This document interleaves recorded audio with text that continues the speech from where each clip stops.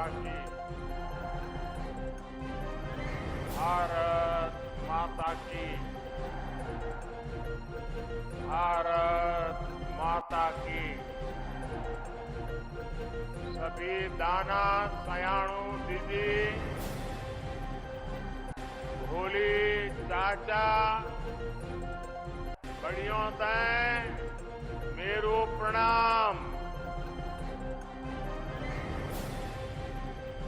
मां गंगा के सानिध्य में बसे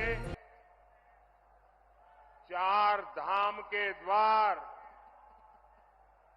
ऋषिकेश में इतनी विशाल संख्या और इतने बड़े उत्साह उमंग के साथ आप हम सबको आशीर्वाद देने आए हैं। मैं आपका बहुत बहुत आभारी हूं।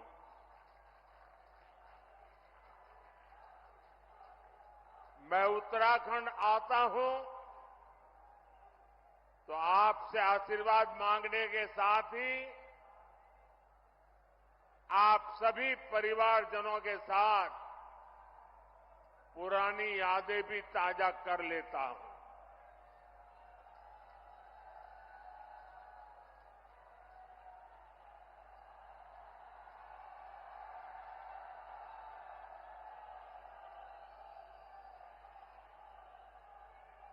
कल मैं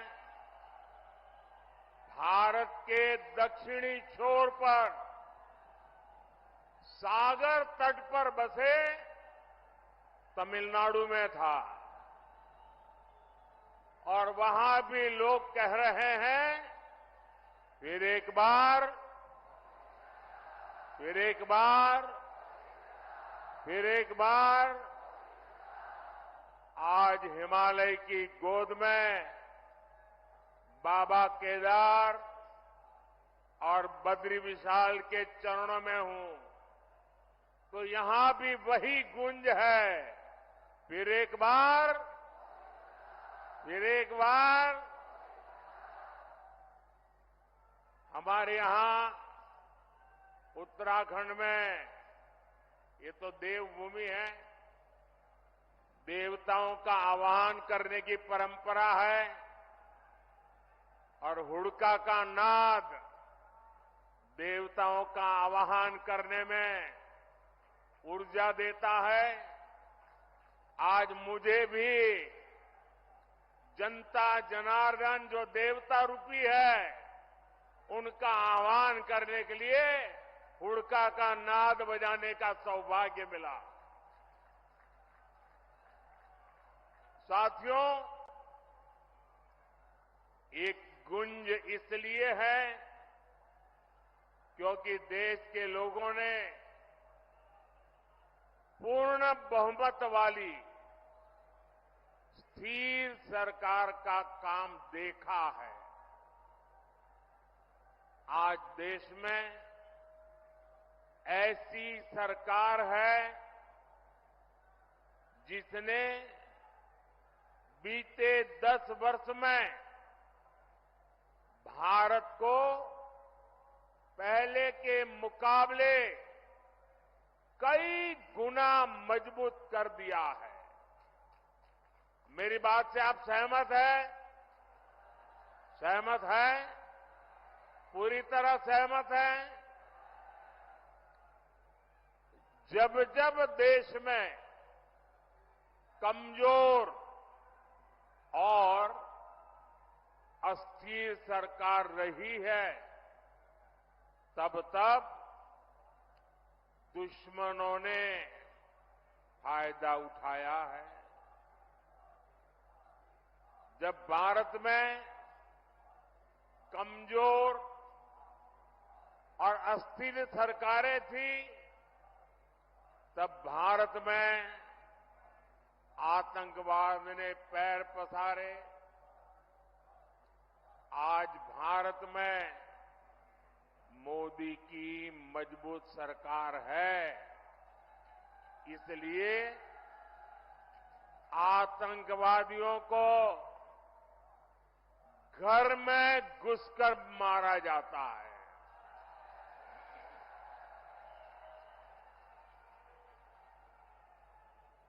आज भारत में मजबूत सरकार है, इसलिए भारत का तिरंगा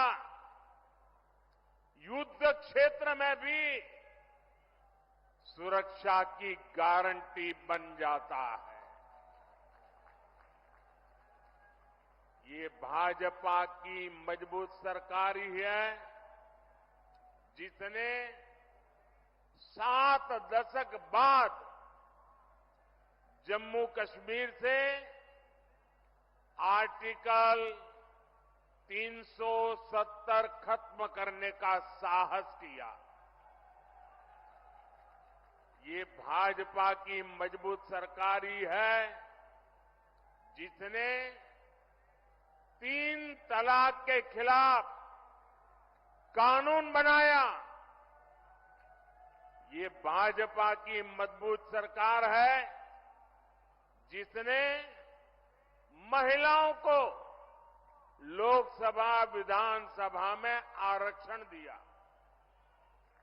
ये भाजपा की मजबूत सरकार ही है जिसने सामान्य वर्ग के गरीबों को भी 10% आरक्षण दिया। साथियों, कांग्रेस की सरकार होती तो 1 रैंक 1 पेंशन कभी भी लागू नहीं होता। मोदी ने ये गारंटी दी थी और इसे पूरा करके दिखाया। ये कांग्रेस थी जो कहती थी कि 1 रैंक 1 पेंशन लागू करके हम पूर्व सैनिकों को 500 करोड़ रुपए देंगे। ये मोदी है जिसने 1 रैंक 1 पेंशन लागू करके पूर्व सैनिकों को 1 लाख करोड़ रुपए से ज्यादा उनके बैंक खाते में पहुंचा दिए हैं।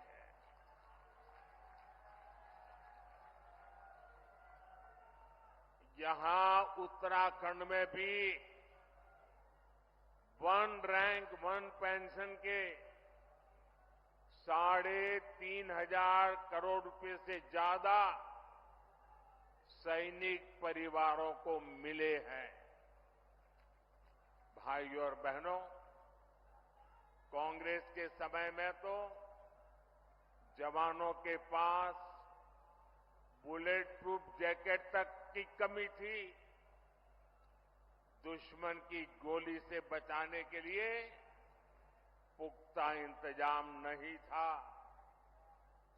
ये भाजपा है जिसने भारत में बनी बुलेट प्रूफ जैकेट अपने सैनिकों को दी, उनके जीवन की रक्षा की। आज आधुनिक राइफल से लेकर लड़ाकू विमान और विमान वाहक पोत तक देश में ही बन रहे हैं। मेरी इधर से कुछ लोगों से प्रार्थना है, उधर कुछ लोगों से प्रार्थना है। देखिए, अब आप आगे आ नहीं सकते। हो सकता है आप में से बहुत लोग होंगे जो मुझे देख नहीं पा रहे हैं, लेकिन उसके लिए मुझे क्षमा करें। अब आप सुन करके संतोष कर लीजिएगा। और जो ज्यादा उत्साह और उमंग में है, उनसे मेरी प्रार्थना है, अभी ये जो ऊर्जा है ना, 19 तारीख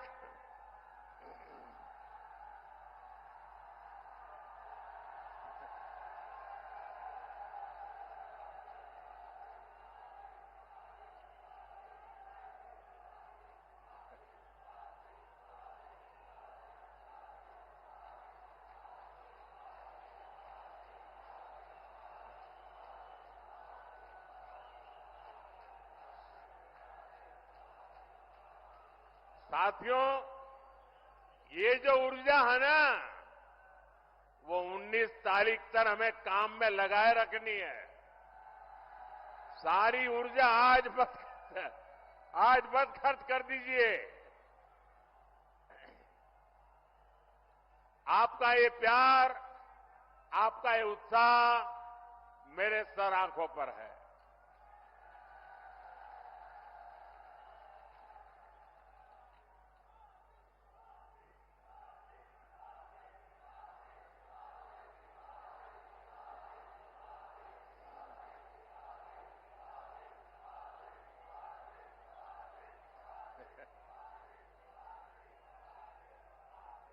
अगर आप इजाजत दें तो मैं बोलना शुरू करूं।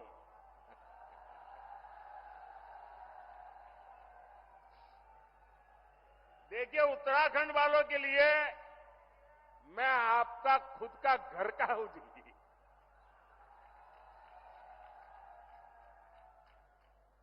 मैं यहां बैठे बैठे सब पुराने पुराने चेहरे देख रहा था। दूर से मुंडी हिलाकर के उनको नमस्ते कर रहा था। आप लोगों से मेरा इतना निकट नाता रहा है दोस्तों, ये मेरा सौभाग्य है और मैं कभी भी उत्तराखंड के प्यार को जीवन में भूल नहीं सकता हूं जी।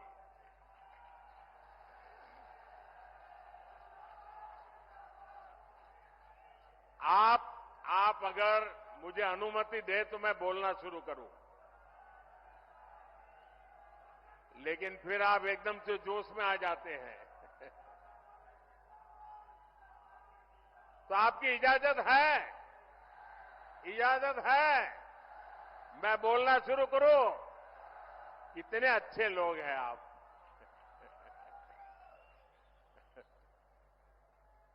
देखिए साथियों, कांग्रेस की कमजोर सरकार सीमाओं पर आधुनिक इंफ्रास्ट्रक्चर नहीं बना पाई।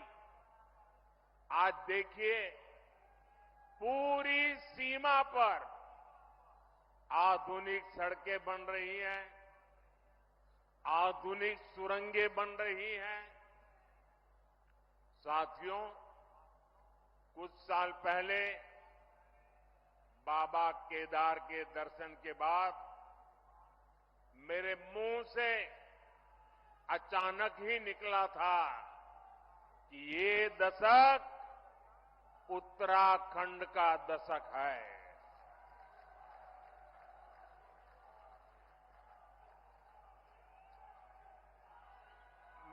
मुझे क्षमा कीजिए, आप शांत रहेंगे क्या? मुझे क्षमा कीजिए, आप शांत रहेंगे क्या? आप कहे तो मैं बोलना शुरू करूं भाई। आपका प्यार, आपका उत्साह मेरे सर आंखों पर, मैंने कहा ना, मैं आपके प्यार को कभी भूल नहीं सकता हूं।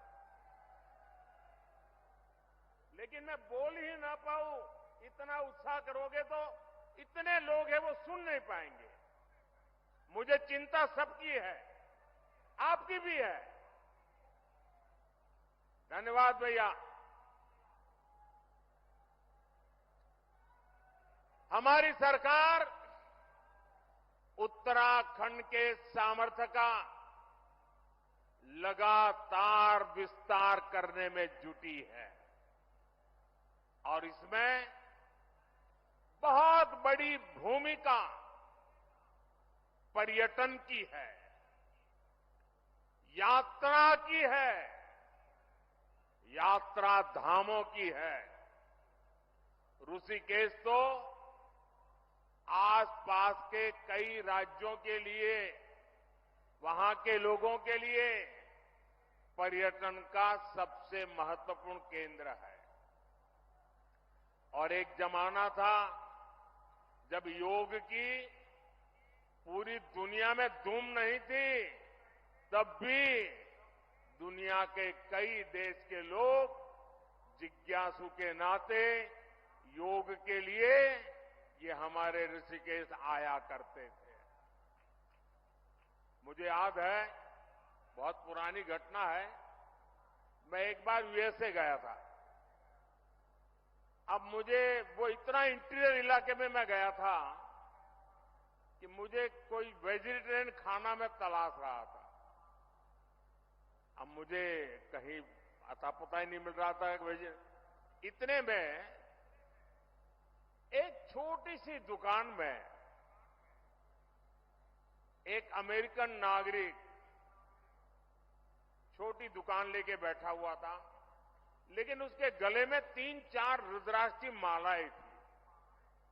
तो मैं उसके पास चला गया, तो उसने भी नमस्ते करके मुझे मेरा स्वागत किया। फिर मैंने उसको मेरी कठिनाई बताई, तो उसने कहा आप चिंता मत कीजिए, मैं वेजिटेरियन हूं, मैं आपके लिए कोई प्रबंध करता हूं। और उसने मुझे अपने तरीके से कुछ वेजिटेरियन बना के खिलाया। और उस समय मेरी उससे बातें हुई कि आपने सब कहां से सीखा है ये माला वाला? तो बोले मैं बहुत सालों से ऋषिकेश जाता आता रहता हूं, बस उसी के कारण मेरी जिंदगी में ये बदलाव आया है। ये ताकत है इस भूमि की, ये सामर्थ्य है इस भूमि का। भाइयों बहनों, पर्यटन के क्षेत्र में कोई ऐसा एडवेंचर टूरिज्म हो तो हमारा उत्तराखंड है।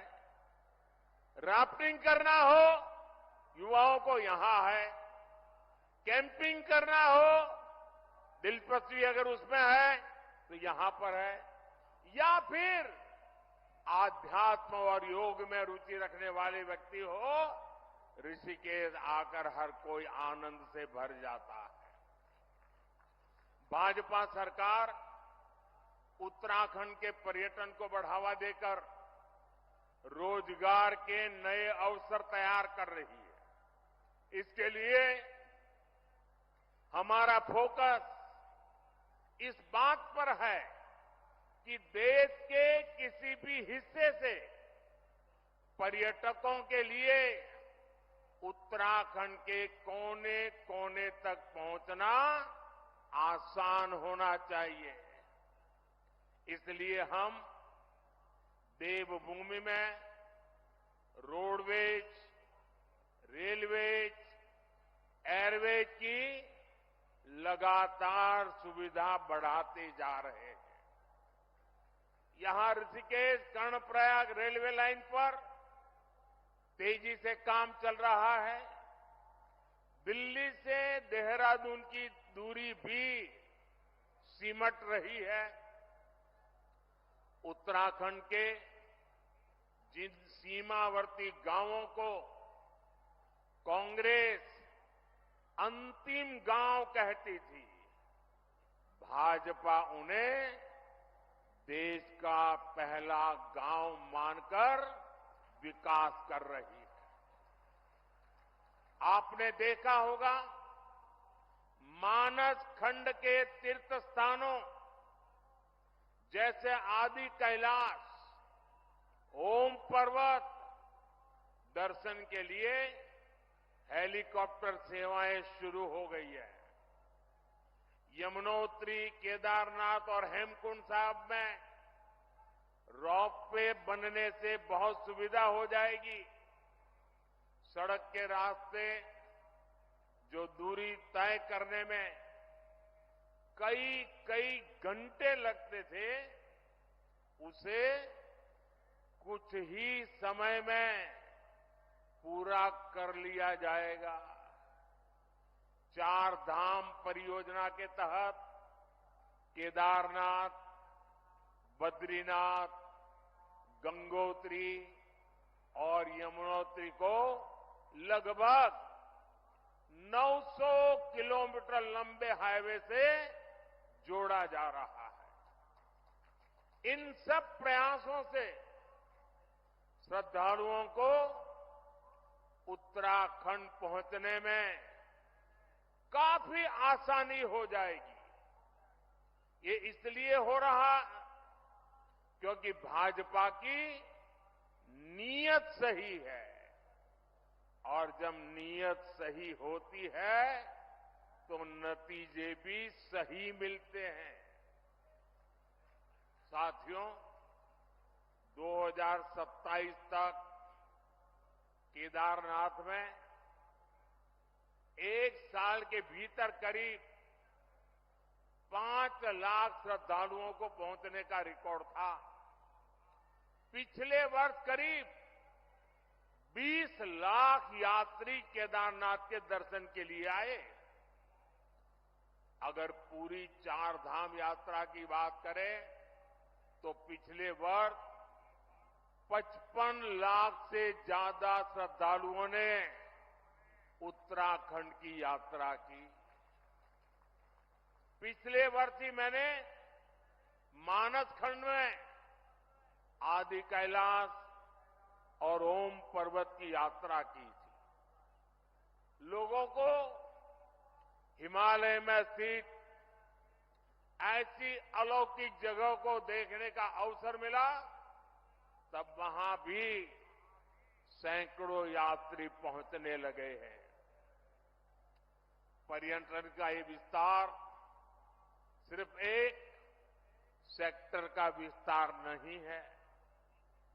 पर्यटन बढ़ने का मतलब है रोजगार के ज्यादा से ज्यादा अवसर। साथियों, उत्तराखंड में हो रहे इस विकास ने अब पलायन की खबरों को बीते दिन की बात बता दिया है। अब उत्तराखंड के स्टार्टअप की खबरें आती हैं। उत्तराखंड के नौजवानों ने 1000 से अधिक स्टार्टअप रजिस्टर किए हैं। इसमें भी